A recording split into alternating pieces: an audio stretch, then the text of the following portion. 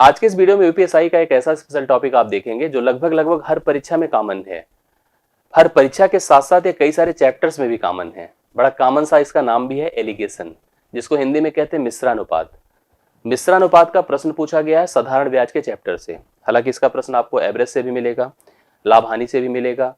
आप इसके प्रश्नों को कई सारे मेंसुरेशन के भी कई सारे टॉपिक होते हैं जहां पे एलिगेशन लगा सकते हैं। मतलब जहां जहां डिस्ट्रीब्यूशन की बात आती है लेकर के एवरीवेयर, वहां पर हम लोग एलिगेशन को अप्लाई कर सकते हैं। जहां पे चीजों को डिस्ट्रीब्यूट करना होता है, कई लोगों में बांटना होता है।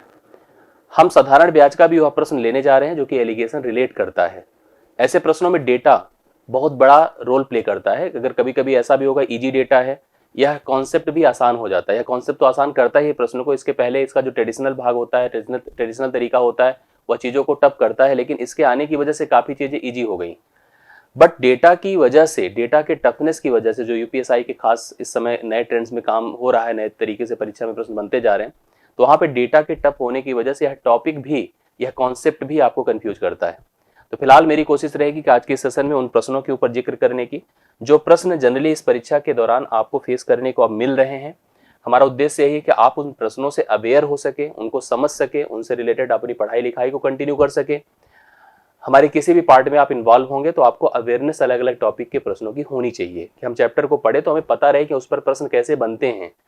हम ठीक है कॉन्सेप्ट अच्छा सीख लेते हैं, प्रैक्टिस कर लेते हैं, लेकिन सही में जो चीज़ हमारे लिए आज के टर्म में पूछी जा रही है, परीक्षा में प्रश्न पूछे जा रहे हैं, उन पर भी हमारा फोकस और अटेंशन होना बहुत जरूरी है। साधारण ब्याज का एलिगेशन बेस्ड टॉपिक मैं आपको आज कराने जा रहा हूं। आप देखेंगे कि एलिगेशन इजी तो होता है, लेकिन एलिगेशन में भी डेटा के टफनेस की वजह से क्वेश्चन का स्टैंडर्ड काफी बढ़ जाता है।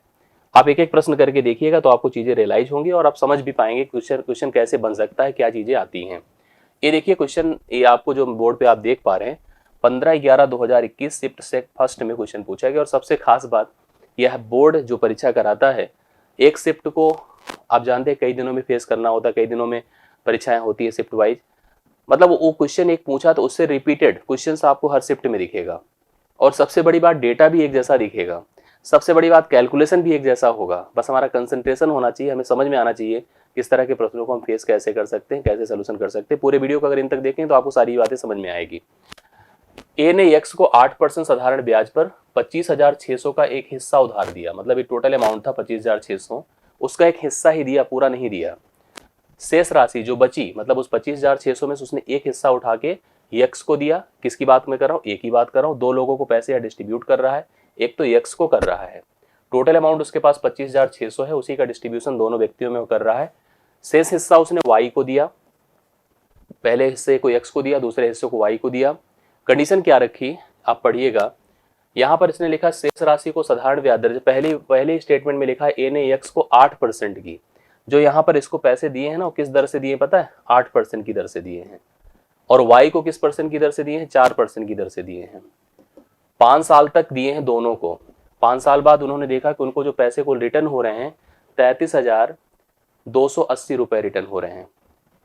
मतलब 25,600 का टोटल निवेश था, कुछ भाग एक्स को गया था, कुछ भाग वाई को गया था, और रिटर्न कितने का हो रहा है? 33,280। तो आपको ये समझना पड़ेगा कि ब्याज कितना मिला। तो 25,600 सबसे पहले घटा दीजिए तो कंफर्म हो गया कि 12 से 6 और 12 से 5 7,680 रुपए का ब्याज 4 सालों में मिला है। कितने साल में? 4 साल में 7,680 का ब्याज मिला है।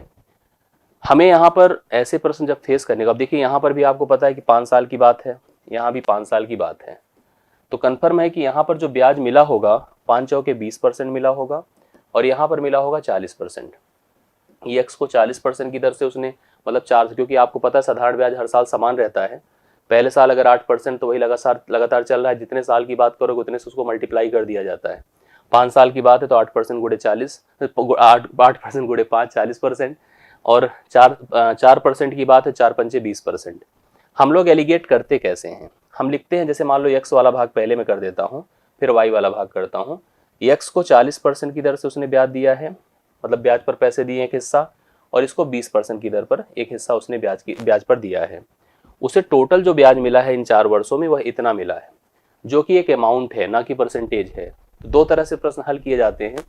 या तो आप इस परसेंटेज को वैल्यू में कन्वर्ट कर लें, या तो इस वैल्यू को परसेंटेज में, क्योंकि एक ही नेचर लेकर हम एलिगेट कर सकते हैं। तो अच्छा रहेगा इसको परसेंटेज में कन्वर्ट करें।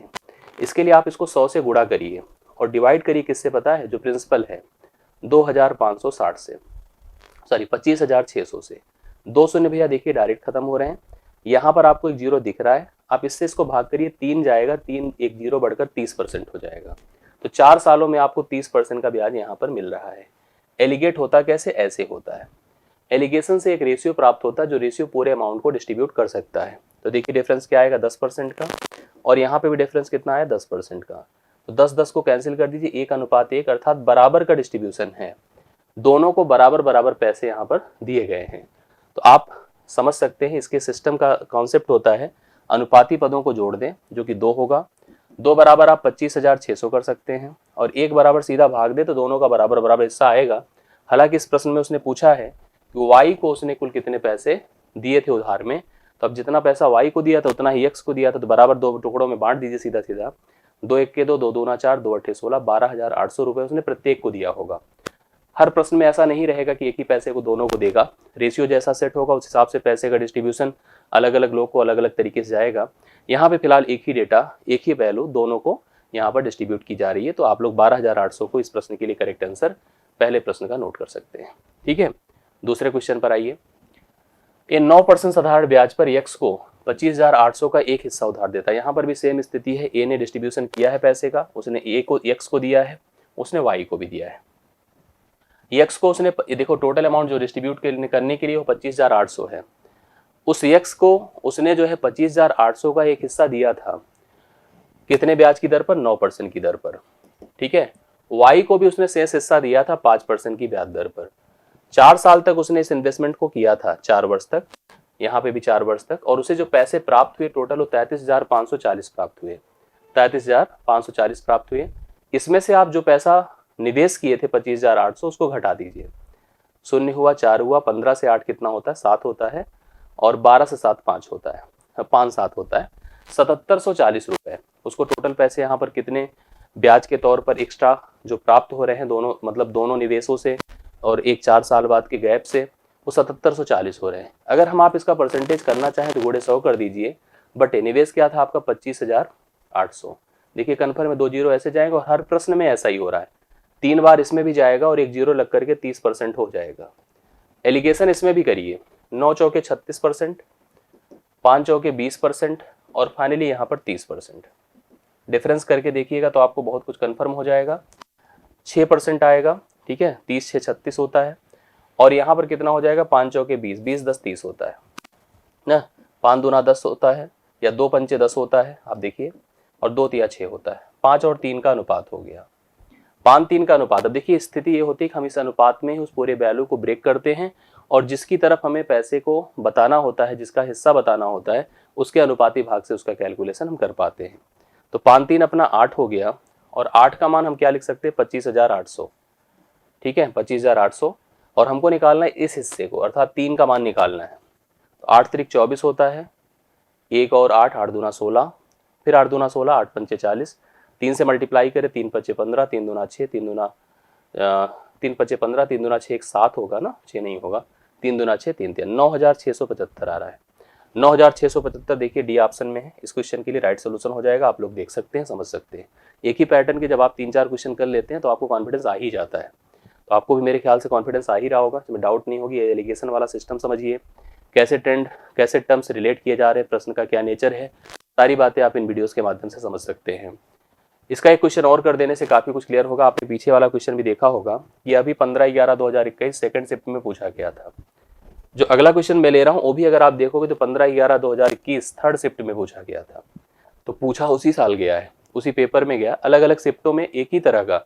और आप कैलकुलेशंस भी देखिए, पहले क्वेश्चन में भी 30% का सेट था, दूसरे में भी 30% का बीच का मान था, और तीसरे में वही होगा। एक तरह से रिलेट करते आप इसको मैच करा सकते हैं पेपर को पैटर्न से देख करके। अब आप देखिए, ए ने एक्स को 9% साधारण ब्याज पर 26,000 का एक हिस्सा उधार दिया। मतलब टोटल यहाँ पर धनराशि क्या थी, 26,000 जो इन्वेस्टमेंट के लिए थी। पहले को एक्स को उसने दिया था 9% की दर से, और कितने साल के लिए, 5 साल तक के लिए। ठीक है, दूसरा वाई की बात अगर किया जाए तो वाई को उसने दिया था कितना, 4% की दर पर, और कितने साल के लिए, उसी 5 साल के लिए। ये कन्फर्म है कि यहाँ पर 45% आएगा और यहाँ पर 20% आएगा, इसमें कोई डाउट की बात है ही नहीं। बस आप देखो फाइनली उसे कुल कितना पैसा मिला। मतलब उसको कुल कितने पैसे मिले, 33,800, और निवेश क्या था आपका 26,000। तो खुद ही देख लीजिए आपको कितने का फर्क दिख रहा है, 7,800। गुणे आप 100 करो परसेंटेज बनाने के लिए 4 साल का, डिवाइड बाई आप कर दो 26,000। ये देखिए 2 जीरो जाएंगे, 3 बार 26 78 होता है, ये भी 30% आएगा। देखिए वही चीज यहाँ भी बनकर आ रहा है 30%।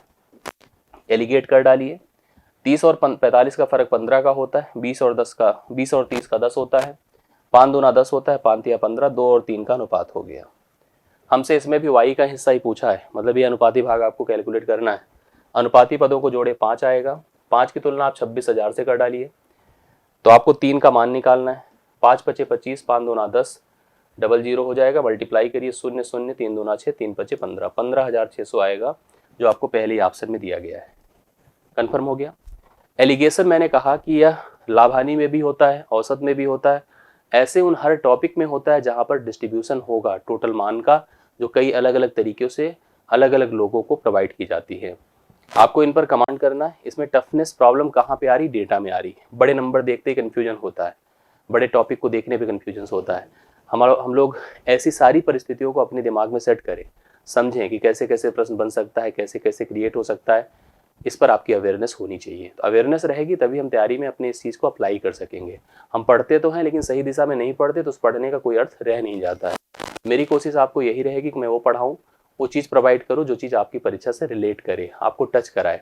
और गारंटी रही है, इस हमेशा का रिकॉर्ड रहा है, जब आप अंतिम में परीक्षा देते हैं तो आपको लगता है कि ये चीज़ें हमको परीक्षा की मिली है यहाँ से, और यही कोशिश रहेगी। और मैं होप सो आपके मतलब अपने इस प्रयास में सफल फिर से होऊंगा। चलिए आज का वीडियो मैं समाप्त करता हूँ। अगर अच्छा लगा तो लाइक शेयर कीजिएगा। डिस्क्रिप्शन में टेलीग्राम ग्रुप है, उसको ज्वाइन किए रहिएगा, जिससे हम आपको इससे रिलेटेड कोई वीडियो ईजिली प्रोवाइड कर सकें। आज के लिए मेरी तरफ से इतना ही, बहुत बहुत धन्यवाद। बाकी ऐसे प्रेम सहयोग बनाए रखिए।